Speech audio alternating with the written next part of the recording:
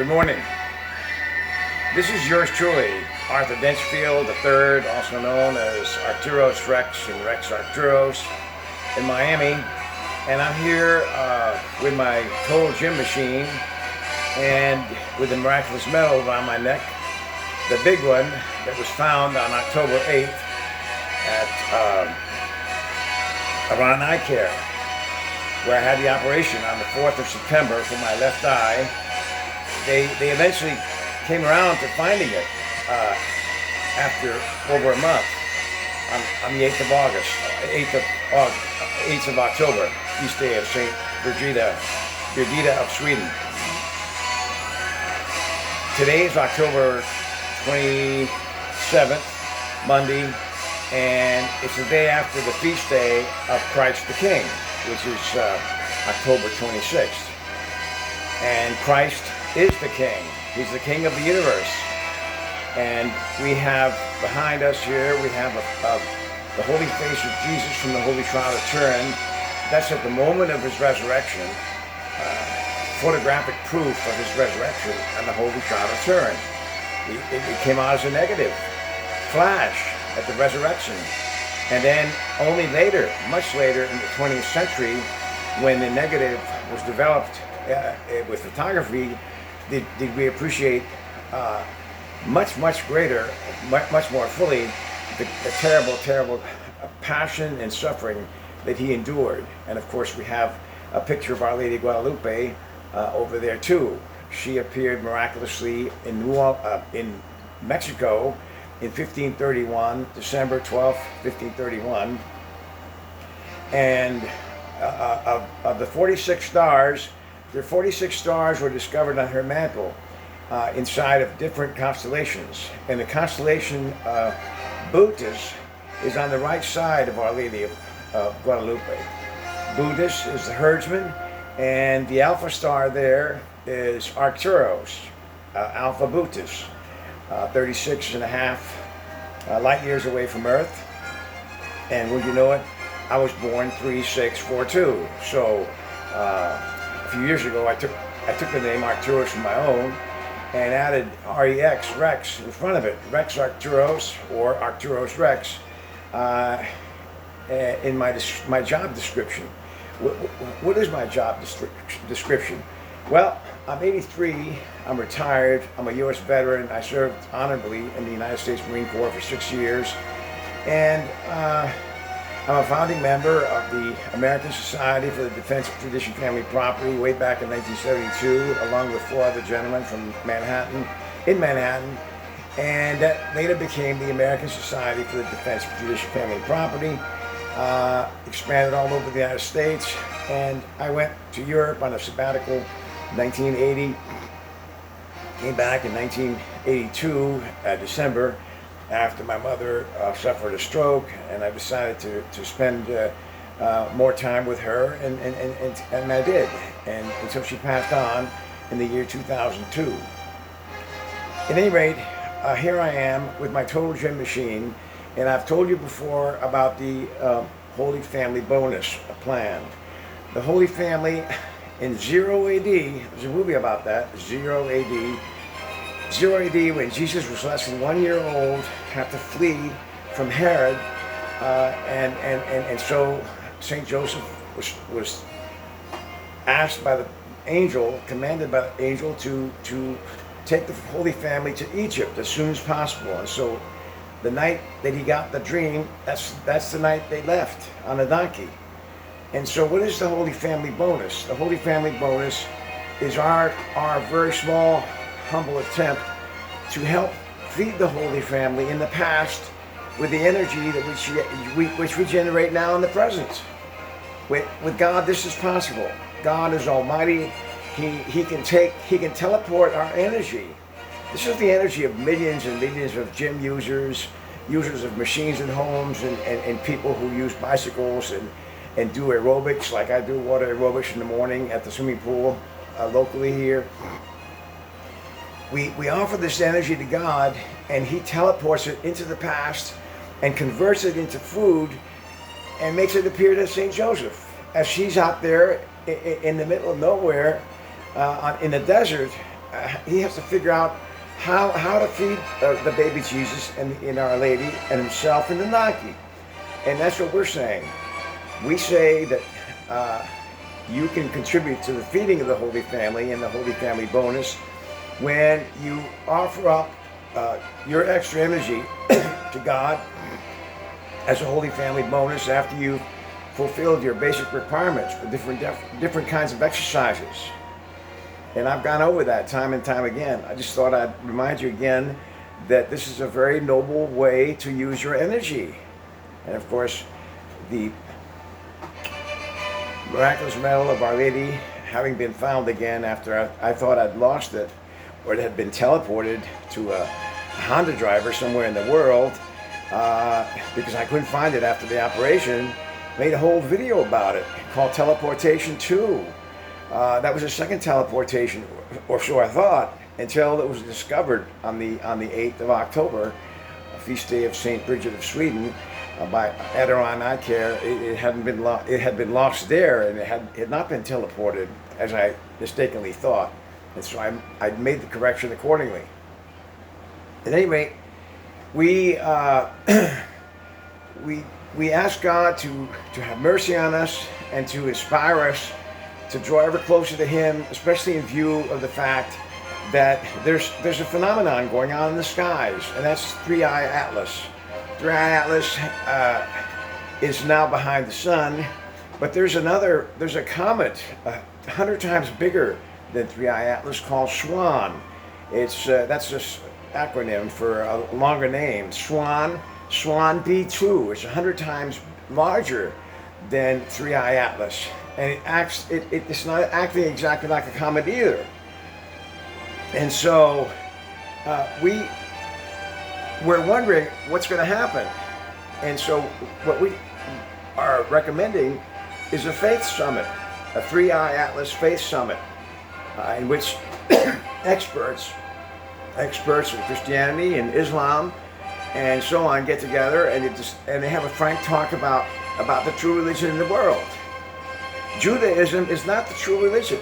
No, it's not. And Islam is not the true religion either.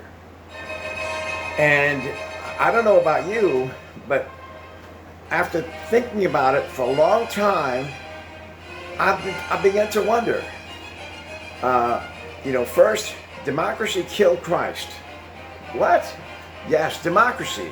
Pontius Pilate activated democracy when he enabled the Jewish people to democratically choose between the release of Barabbas or Christ, the innocent Christ or the guilty Barabbas. And the Jewish people, with the help of the Pharisees behind them, deep state Pharisees, shouted, Barabbas, Barabbas, release Barabbas. And so that was democracy in action. Pontius Pilate went along with it. And then he asked the people, what should we do with Christ your King? And the Pharisees, again, manipulating the media, so to speak, manipulating the crowd there, they said, crucify him, crucify him. And Pontius Pilate couldn't believe it. Crucify Jesus Christ, your King? He's innocent. Crucify him. And they shouted, crucify him, over his objections. And so he washed his hands in disgust, and then he allowed the proceedings to go on.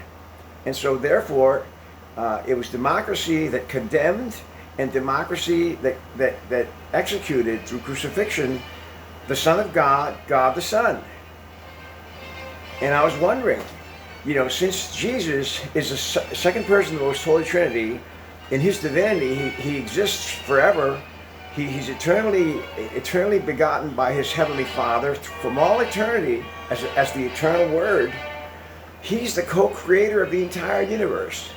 And all the living creatures in all the galaxies that God has created, they must all know that their creator, their co-creator, Christ, was democratically killed in this planet called planet Earth. Imagine that. If I were a chief or a warlord in another galaxy, And I had my chance to avenge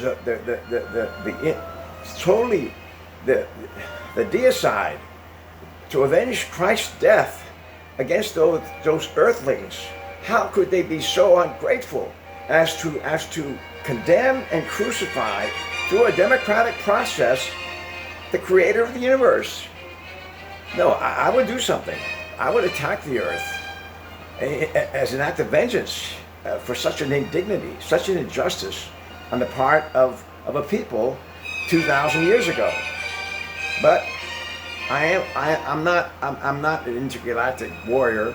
I'm just an earthling here, but I'm working for God the Father. Just in case you're wondering, well, who's your boss? My boss is God the Father.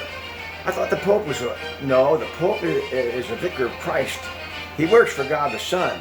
He answers to Jesus Christ, and our Lord Jesus Christ. He's your brother. He's my brother. He's my older brother. And you should know that when Saint Remigius, the Apostle of France, he preached the Passion to Saint Remigius. I mean, to not Saint Remigius, to Clovis, King Clovis of France. The Knights of King Clovis. This is long, many centuries ago. They banged their spears on the ground. They were so upset with the Passion of the Christ, the fact that people allowed him to be crucified after such a terrible passion, and they banged their spears on the ground, and they say, we wish that we had been there. We would have prevented this from happening. That's what the knights under King Clovis declared. There were 3,000 of them who all became Christian. And so, you have to wonder if knights in the name of chivalry and for the love of God can have that kind of a reaction.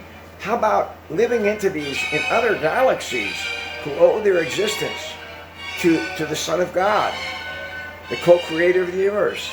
Makes you wonder, doesn't it? Anyway, I was thinking that the Israel of the Bible is not the Israel of the UN, 1947, 48. No. That's a different kind of Israel. That is not that's not the Israel that people should think about in the Bible. No, not at all.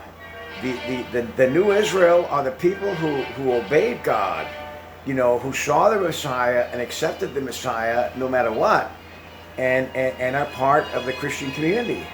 This is the new Israel. And it occurred to me that the Judaism is anti-Christian, very anti-Christian. And if you ponder about it, Islam is very anti-Christian. Judaism is very anti-Christian. Now,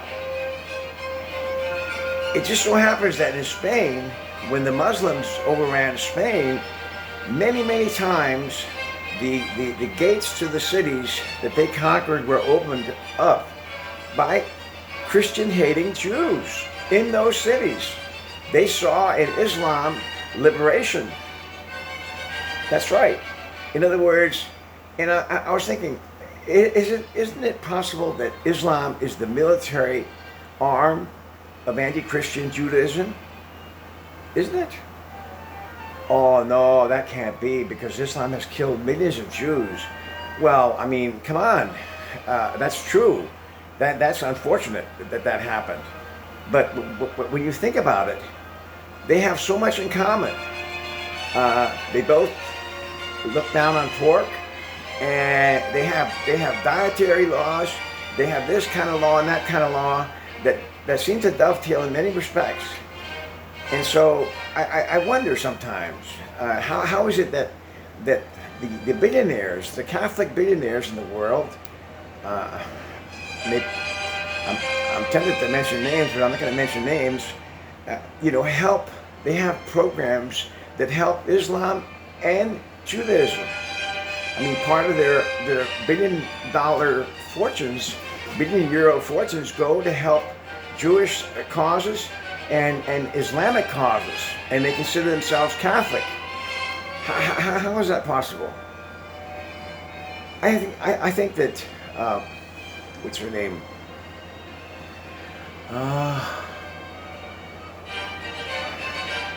There's a lady in Sweden. She founded Paideia in Sweden some decades ago, and her name is escaping me right now, but she said that people were going to come to the realization that the Jews has a lot to do with the de-Christianization of Europe. And her name is escapes me now, and anyway, I wish you a good day. God bless you, and God bless America.